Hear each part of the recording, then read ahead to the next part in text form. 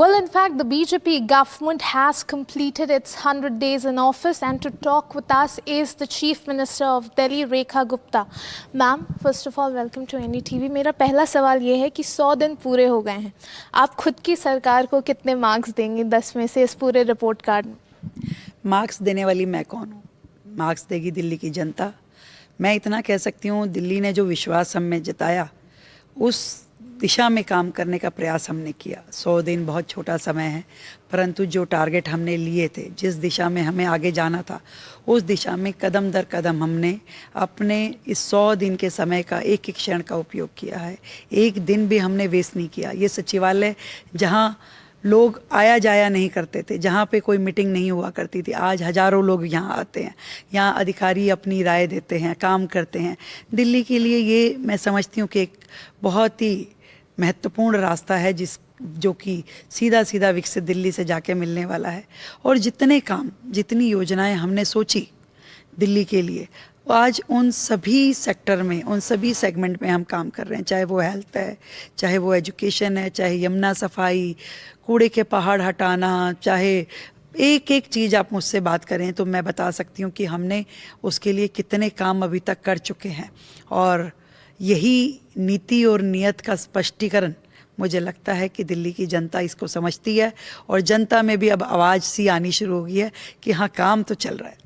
Ma'am, अगर हम बात करें तो एक बहुत बड़ा प्रॉमिस ज़रूर रहा है यमुना क्लीनिंग की तरफ, और खासकर एक्स्ट्रा रिस्पॉन्सिबिलिटी है उसे टूरिज़्म में भी कन्वर्ट करने का। तो वहाँ पे कितना काम अभी हो चुका है और कितना और बाकी है, और केजरीवाल को कब बुलाएंगे आप डुबकी लगाने के? केजरीवाल साहब को मैं क्या बुलाऊंगी? माँ यमुना जिसको अपनी मर्जी से बुलाती है वही आ पाता है। परंतु मैं इस बात को ज़रूर कहना चाहूँगी कि पिछली सरकारों ने यमुना सफाई के लिए जेन्युइनली कोई एफर्ट किया नहीं था। एक्चुअल में तो यमुना सफाई एक मिशन था। अगर पिछली 10 साल में सरकार चाहती तो बहुत कुछ हो पाता, पर हाँ, 100 दिन में हमने ज़रूर यमुना सफाई का पूरा प्रपोज़ल जो है बड़े बड़े एक्सपर्ट्स के साथ बैठ के डिस्कस किया। उसमें क्या क्या होना चाहिए, क्या क्या स्टेप बनते हैं, और उस दिशा में जब हमने ये ध्यान किया कि यमुना जी में दिल्ली के सभी नाले जा कर के गिरते हैं, ऐसे बड़े 22 नाले, और उनमें भी जो छोटे छोटे नाले जुड़ते हैं, अल्टीमेटली बिना टैपिंग के वो सारे के सारे नाले अपनी सिल्ट के साथ, अपनी सीवेज के साथ जाके यूं के यूं जब यमुना जी में गिरते हैं तो यमुना जी साफ़ कैसे होगी? तो क्या करना होगा? उन नालों को टैप करना होगा। उन जो हमारे दिल्ली में 1700 अनऑथराइज कॉलोनियाँ हैं, जहाँ कोई सीवर लाइन नहीं है, जहाँ कोई एसटीपी प्लांट नहीं है, उन सबको सीवर लाइन से जोड़ना होगा। वहाँ डिसेंट्रलाइज एसटीपी बनाने होंगे, उसको साफ़ करने का काम, ताकि वो पानी साफ़ हो करके फिर यमुना जी में जा सके। तो उसका कार्य हमने शुरू किया।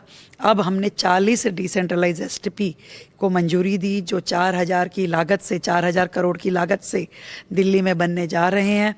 ज़रूर समय लगेगा। देखिए, मैं ये तो नहीं कह सकती जो समय लगेगा वो डिसेंट्रलाइज एसटीपी बनेंगे, पूरी सीवर लाइन बिछेगी, और फिर उन कॉलोनियों का जो स्लज है वो उसमें आके ट्रीट होगा, और तब दिल्ली में यमुना जी में साफ़ पानी जाना शुरू होगा।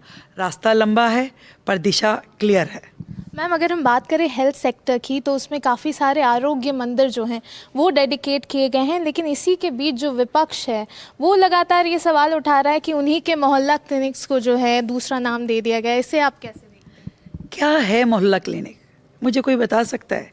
मोहल्ला क्लिनिक एक नाले पे, सड़क किनारे बना हुआ एक पोटा केबिन, जिसमें आपने सुविधाओं के नाम पे थोड़ी मात्र मुट्ठी भर दवाई रख दी, एक टेम्परेरी डॉक्टर रख दिया, उसे बोला आपको पर पेशेंट 40 रुपये देंगे। तो उसका ध्यान पेशेंट को सही करने में नहीं है, उसका ध्यान है पेशेंट कितनी बार आ रहा है, मुझे कितनी बार पैसा मिल रहा है। आपने पूरे सिस्टम को डिफंक कर दिया।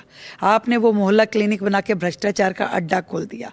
आपने वो छोटा छोटा जिसको मोहल्ला क्लिनिक नाम दिया, लाखों रुपए के रेंट पे लिए, अपने कार्यकर्ता का एक कमरा रेंट पे लेके उसे मोहल्ला क्लिनिक बना दिया, जिसको लाखों रुपए का रेंट दिखाया।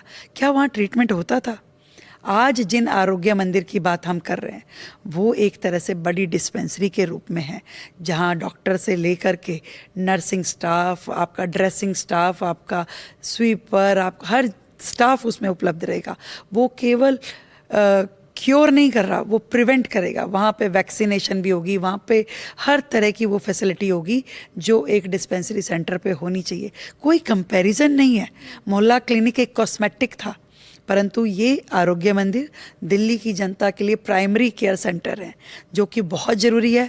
और ये 1100 सेंटर बनने से दिल्ली में अत्यधिक लाभ होगा। मैम, मेरा आखिरी सवाल आपसे ये है कि हमने देखा कि महिला समृद्धि योजना वो एक ऐसी योजना थी, ऐसी प्रॉमिस थी जिसमें महिलाओं ने आप पर बहुत ट्रस्ट किया, लेकिन अभी भी जो है विपक्ष सवाल उठा रहा है कि डेट नहीं दिया, जो वादे किए थे उससे लेके वो पूरा नहीं किया।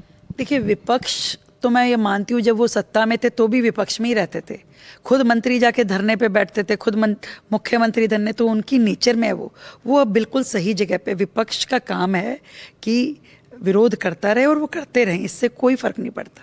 फ़र्क पड़ता है कि हमारी नीति और नियत दोनों स्पष्ट होने चाहिए, जो कि मैं 100% दिल्ली की उन गरीब बहनों को कह सकती हूँ कि आपसे जो वादा किया गया है 100% आपको मिलेगा। परंतु 100 दिन का समय कम है किसी प्रोसीजर को सेट करने के लिए, किसी रजिस्ट्रेशन को कंप्लीट करने के लिए। आज सरकार ने 5100 करोड़ रुपए का जो फंड है वो इस योजना के लिए अपने बजट में रखा है, सिर्फ मात्र जनता को देने के लिए। और उसके लिए क्या फार्मूला होगा, क्या कंडीशन होगी, रजिस्ट्रेशन कैसे होगा, स्क्रूटनी कैसे होगी, कोई एक भी बहन जो उसकी अधिकारी हो वो छूटनी नहीं चाहिए। और योजना एक बार शुरू होने के बाद रुकनी नहीं चाहिए, हमारा ये ध्येय है। तो निश्चित रूप में योजना की फॉर्मेलिटी पूरी होकर जल्द हम उसे शुरू करेंगे। मैम, एनवायरनमेंट में इस बार काम काफ़ी हुआ है, लेकिन पिछले साल तक हम देखते आ रहे थे एक हेल्थ रिस्क बन गया था पोल्यूशन, तो इस बार वो रिपीट नहीं होने वाला है। हमारी तैयारी ज़बरदस्त है और पूरी तरीके से हम उसको मिनिमम लेवल पे लेके आने के लिए काम करेंगे। So in fact, this was the Chief Minister Rekha Gupta speaking to us on NDTV.